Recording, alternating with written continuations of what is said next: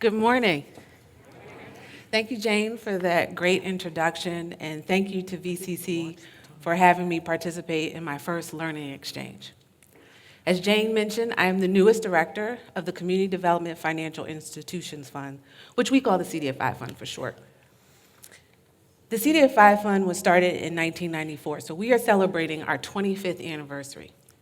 And this is significant because the mission of the CDFI Fund has remained steady for the last 25 years, and it is to increase the economic opportunity for people and communities that are typically underserved by the traditional banking system.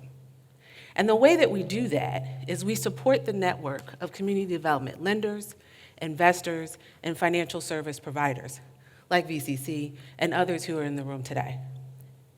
So, as we all know, for communities to thrive economically, there needs to be basic access to financial services and products.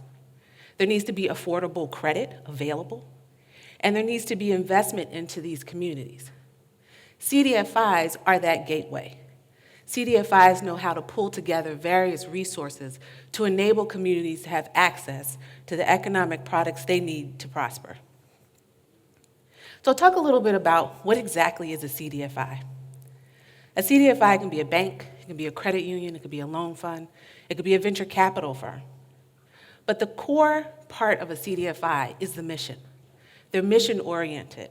They have a mission of economic development. They're community-focused, and they know exactly what the community needs by working in partnership with the community to figure out what types of resources will help the community grow. CDFIs leverage various partnerships. They work with us, the Treasury Department, and other federal agencies like USDA and HUD to leverage federal funding. They even work with larger financial institutions to level bank capital. They work with foundations. As Jane mentioned, the Guarantee product, which is a collaboration of a number of foundations, which is a huge way to leverage some of the financial resources that don't directly go into communities.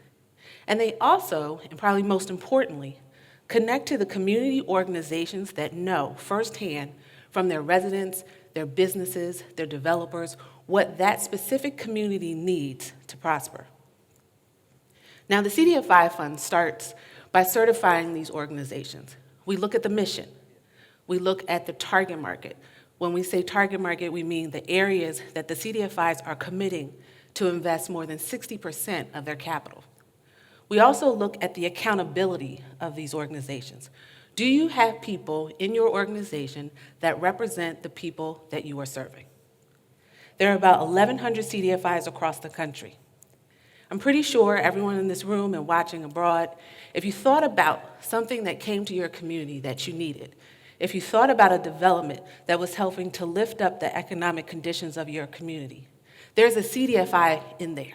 They may not be the lead, they may not be the biggest name on the placard, but they are in there making those connections and leveraging the funding to make sure that the communities and the people who live there have access to a number of resources. The way this most shows up, and what you probably see on a day-to-day basis, is that CDFIs are taking funding, they're leveraging it to put into affordable housing. This is either working directly with borrowers, first-time homeowners, working with nonprofit developers to build affordable rental. They're working with small businesses, startup capital, working capital to expand. And they're also working with commercial developers.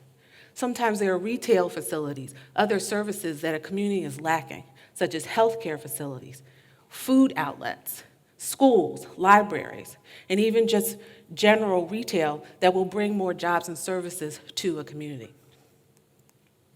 The most important way that CDFIs work with the CDFI Fund is through that leveraging of the funding.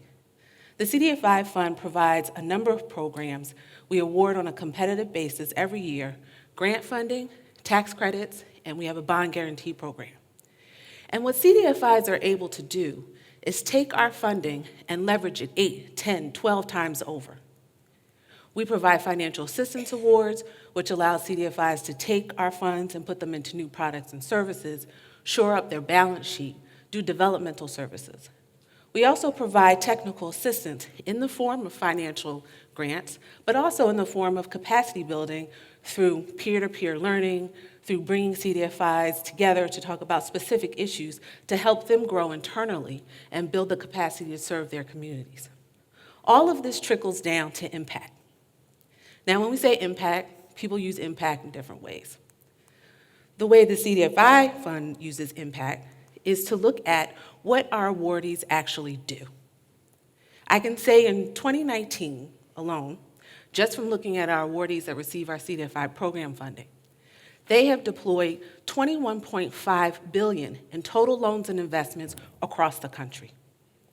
They have helped to build over 51,000 affordable housing units, and they have provided $3.2 billion to small businesses, 19,000 small businesses across the country. That's significant. It's significant for the industry, and it's even more significant for the communities that have limited access to economic resources, or in some cases have been flat out denied the opportunity to build in their communities. But what I want to highlight is that CDFIs are a small part of the financial system. If you were to call together all of the resources of all of the regulated banks and credit unions, you would get assets of $19.7 trillion. If you do the same for the CDFI industry, we're looking at $160 billion. So while this shows the gap in the size of the financial industry and where CDFIs are operating, it also highlights the depth of the need. CDFIs are in the places where a lot of institutions won't go for a number of reasons. And in order for them to continue to penetrate these communities and work against persistent poverty that is all over the country, whether you're urban, rural, or native community, they need to grow. So the way that they're doing this is through partnerships and innovation. I think Jane gave a lot of great examples of how VCC is leveraging partnerships and innovation to tackle some of the needs here in the Commonwealth.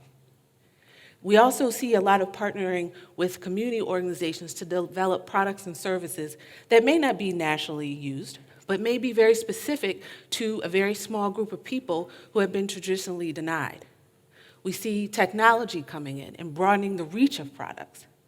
We see partnerships with financial institutions who may not know that in their backyard there are a group of people who are not accessing their products and services, and so is there a way to work with a loan fund or some other institution to expand that reach and breadth of products that all communities need to grow. So with that, I want to thank you again for having me. I think it's really great for me to be here today and be able to be the first speaker in a long line of presenters who are going to talk about ways that housing and health, technology, clean energy, and community investment are helping those communities that need it most. Thank you.